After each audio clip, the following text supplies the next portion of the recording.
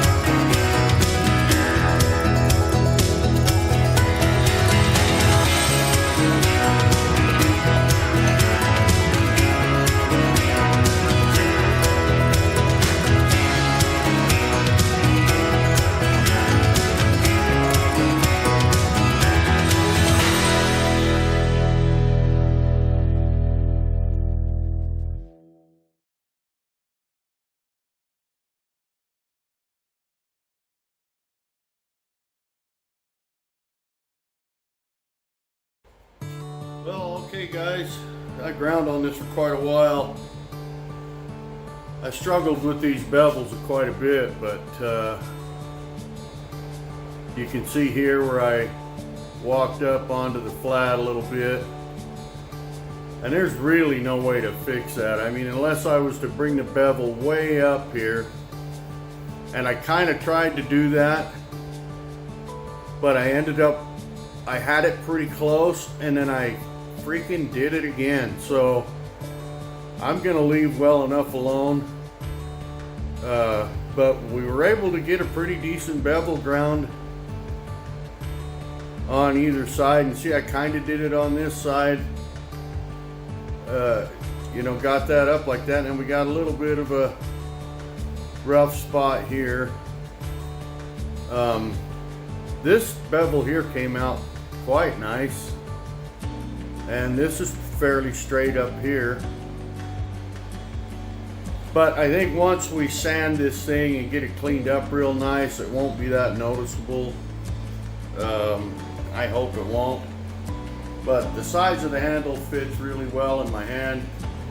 We had this little nub up here because I had an idea of putting a pretty swollen pommel type area on the back, but it just didn't look right. So we went ahead and we ground that down. And of course, like I often do, I was gonna put these put this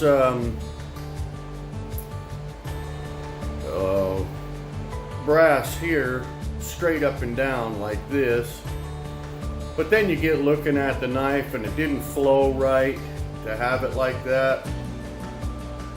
It's kind of a sexy racy looking shape. So I went ahead and we angled this where those are going to be, and I drew out where my pinholes are going to go.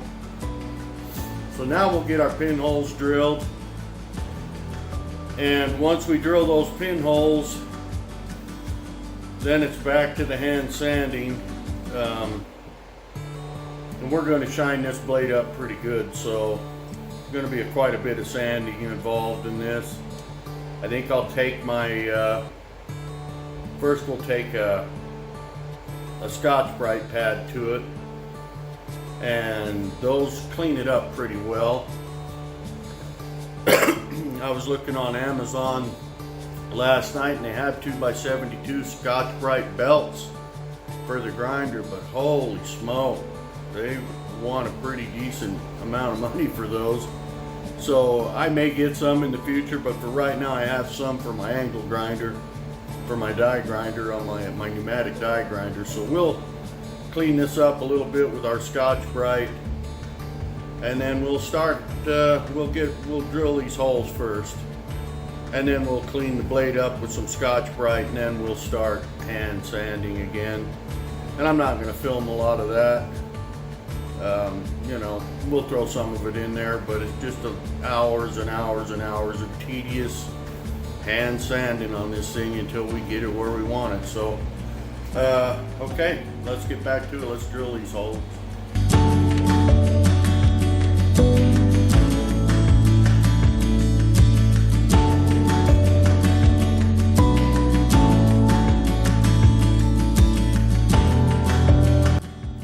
I decided to come over here to the anvil to do this because that bench can give a little bit, and it could possibly bend our knife because we're whacking on it pretty hard.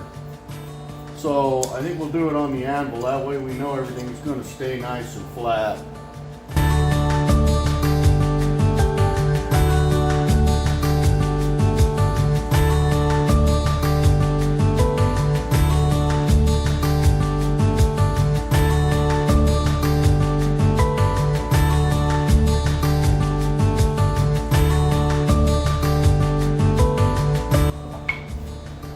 And I also got to thinking, when we did that, when I stamped my initials into that doggone chopper, we bent the knife just a little bit. Even though we did it on the anvil, Remember, we had a little swale right behind there. Now, where this steel hasn't been hardened yet, I think I'm going to try to hammer that, see if I can get this thing to stamp on the anvil with a heavier hammer. We've got our stamps right here. So I'm going to give it a try and see if I can get it to do it without heating it up. It may not work. I may end up having to heat it up anyway. But we're going to give that a shot.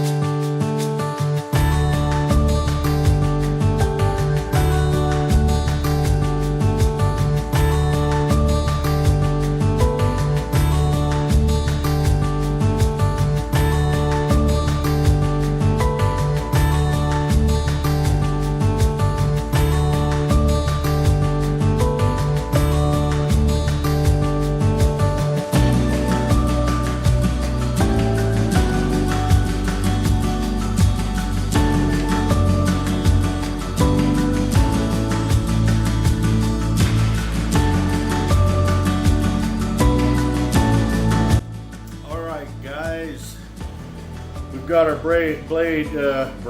we've got our blade pretty well shined up here, smoothed up. We've got our holes drilled for our pins and our ornaments and stuff that we're going to put on there. We're going to put a brass bolster and a brass pommel on this knife. We're going to use aluminum pins here and brass pins in the brass. And so we've got it pretty much ready. We're going to go ahead now and anneal this knife.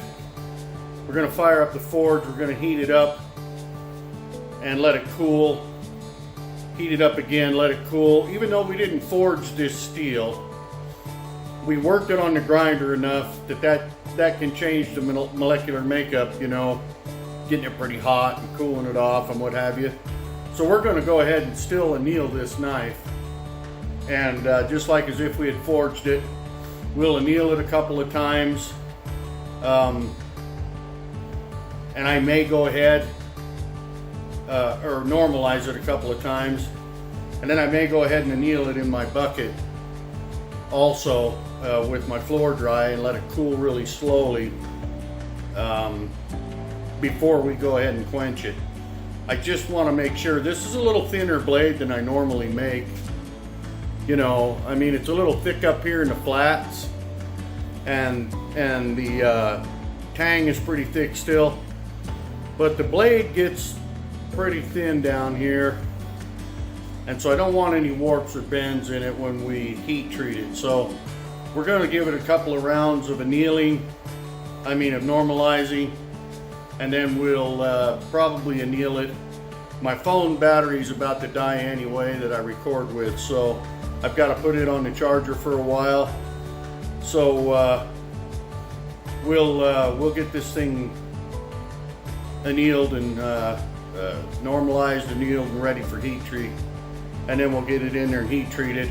And then we'll start we'll clean it up again with our Scotch-Brite pad, because we got it pretty smooth. The smoother you can get this before you put it in the forge, the easier the work is once you take it out of the forge and start your hand sanding in that, because the steel is going to be harder to sand then. So I always like to get them cleaned up pretty good before I put them in the, before I really, before I heat treat it and get it in and start hand sanding it, because we had some pretty good scratch marks in there from the belt grinder. It's pretty cleaned up.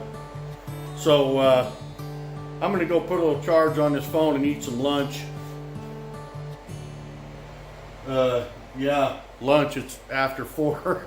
I'm gonna go in and grab a bite to eat and let this camera charge up a little bit, and then we'll come back down here and we'll get to work on normalizing this blade and annealing it.